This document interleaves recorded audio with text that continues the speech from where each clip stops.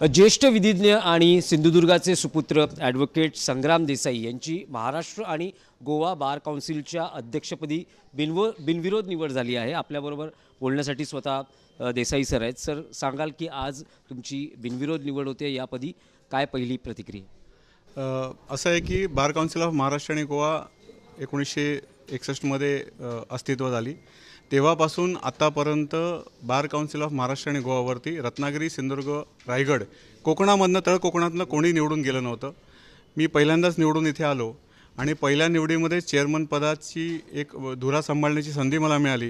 याचा मला अतिशय आनंद आहे आणि अभिमानही आहे की कोकणातल्या एका व्यक्तीने, जिकडे वकिलांची संख्या फार कमी आहे, असं असताना देखील आज येऊन इथे मला हा मान सन्मान मिळाला, याचा मला खूप अभिमान आहे। आई बाबा होण्याचे स्वप्न अजून पूर्ण झाले नाहीत का? आई बाबा होण्याचे तुमचे स्वप्न पूर्ण करा अपोलो फर्टिलिटीद्वारे। मोफत सल्ल्यांसाठी कॉल करा 9953420359। सर, मोठी जबाबदारी आहे आणि तुमच्या क्षेत्रात म्हणजे हायकोर्टमध्ये तुम्ही गेली अनेक वर्ष प्रॅक्टिस करता आहात। काय मूलभूत सुधारणा तुम्ही या क्षेत्रात सुचवू इच्छिता आणि तुमच्या अध्यक्षपदाच्या कार्यकाळात त्या बघायला मिळतील? आजपर्यंत बार काउन्सिल ऑफ महाराष्ट्र आणि गोवा विविध चांगली कामं करत आलेली आहेत, परंतु जसजसं आपण टेक्नॉलॉजीचं कुठेतरी आपण एक्सेप्ट करतो आहोत, तर अशावेळी ही टेक्नॉलॉजी आपल्या वकिली व्यवसायामध्ये देखील येणं गरजेचं आहे।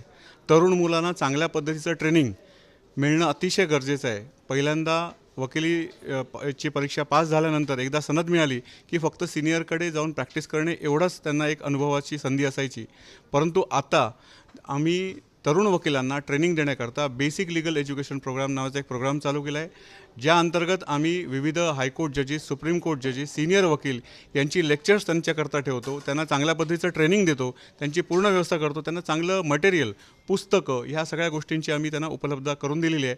अशा पद्धतीने आम्ही चांगलं काम चालू केलेलं आहे। याचबरोबर देशभरामध्ये आजपर्यंत अशी कुठलीही अकॅडमी अस्तित्वात नाही, परंतु बार काउन्सिल ऑफ महाराष्ट्र आणि गोवा सर्वप्रथम महाराष्ट्रामध्ये तळोजा येथे 2 एकर जागेमध्ये एक चांगलं वकिलांकरता ट्रेनिंग अकॅडमी चालू करते आणि ही भव्य दिव्य ट्रेनिंग अकॅडमी असेल।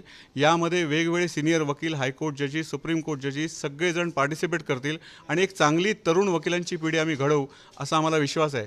फक्त एकच गोष्ट मला इथे सांगावीशी वाटते की ह्या महाराष्ट्राचे उद्योगमंत्री आदरणीय उदय सामंत यांनी खऱ्या अर्थाने जो शब्द दिला होता तो पाळला आणि त्यांनी आम्हाला 2 एकर जागा नाममात्र दरामध्ये दिली, त्यामुळे त्यांचे देखील आभार मी मनापासून व्यक्त करतो। ज्युनियर वकील असतील किंवा या क्षेत्रात येणारी युवा पिढी असेल, त्याला तुम्ही काय मार्गदर्शन? मी युवा पिढीला मी स्वतःला अजून ओल्ड झालो असं समजत नाही, परंतु देखील माझ्या तरुण मित्रांना मी असं सांगेन की आयुष्यामध्ये हे जे प्रोफेशन आहे, हे प्रोफेशन हे फक्त उत्पन्नाचं साधन असं न बघता या प्रोफेशनकडे आपण एक कोलॅटरल बेनिफिटचं प्रोफेशन म्हणून बघितलं पाहिजे। मुळातच हे प्रोफेशन हे पैसे कमवण्याकरता नसून लोकांना न्याय मिळवून देण्याकरता, त्यांना मदत करण्याकरता आहे। आणि आपण जर आयुष्यामध्ये लोकांना मदत करत राहिलो तर वेगवेगळ्या मार्गाने आपल्या ज्या अडीअडचणी आहेत ते दूर होतात, असं माझं स्वतःचं मत आहे। आणि मी तरुण पिढीला असंच आवाहन करेन की तुम्ही खरोखरच गोरगरीब ज्यांना गरजू लोक आहेत त्यांना न्याय मिळवून देण्याकरता प्रामाणिक प्रयत्न करा। बाकीचं यश हे तुमच्या पाठीमागे धावेल, हाच माझा त्यांना संदेश आहे। एक शेवटचा प्रश्न की असं म्हटलं जातं, अनेकदा हा अनुभव म्हटला जातो की शहाण्यानं कोर्टाची पायरी चढू नये, किंवा अनेकदा असंही म्हटलं जातं की कोर्टात तारीख पे तारीख हा अनुभव अनेकदा लोकांना येत असतो। तर जलद गतीनं न्याय मिळावा किंवा अनेक केसेसचा निपटारा व्हावा, यासाठी तुम्ही अध्यक्ष म्हणून काय जबाबदारी पार पाडणार? ही गोष्ट अतिशय योग्य आहे की justice delayed is justice denied. जर उशीर झाला तर तो न्याय म्हणतच नाही, परंतु at the very same time justice hurried is justice buried. घाई गडबडीने दिलेला एखादा निर्णय हा खूप मोठं नुकसान करू शकतो, त्यामुळे एक वेळ उशीर झाला तर ते नुकसान कुठेतरी सुधारता येईल, पण घाई गडबडीत जर एखादा चुकीचा निर्णय दिला तर त्यावरून त्याचे रिपोकेशन्स फार वाईट होत असतात। नो डाऊट की आमच्या न्याय प्रक्रियेमध्ये काही उणिवा आहेत, याच्याबद्दल वादच नाही आहे, परंतु एक गोष्ट आपल्या लक्षात घेतली पाहिजे, एक जज, 2 वकील, त्यांचे पक्षकार, साक्षीदार, पोलीस आणि स्टाफ असे वेगवेगळे कॅरेक्टर्स एकत्र येऊन त्या दिवशी कोर्टामध्ये एक काम करतात। त्यामधलं एक कॅरेक्टर जरी कुठे मिसिंग झालं तर त्यानिमित्ताने ती केस पुढे जाते। त्यामुळे ब्लेम करायला इझी आहे की आपण काय वेळ काढतो म्हणून, परंतु ह्या सगळ्या गोष्टींचा विचार करता थोडासा डिले होणार।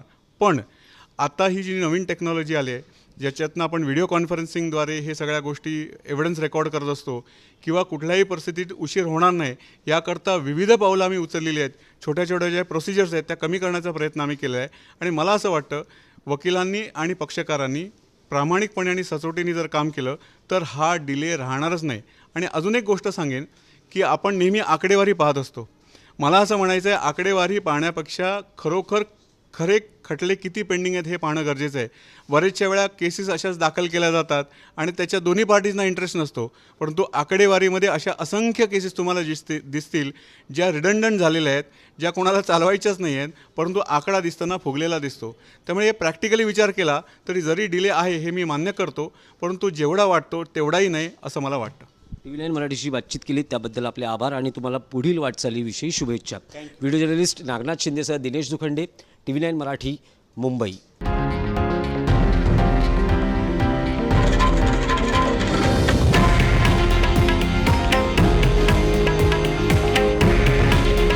हे आहे देशातील नंबर 1 न्यूज नेटवर्क आणि आपण पाहत आहात TV9 मराठी. काळजी तुमची, हित महाराष्ट्राचं.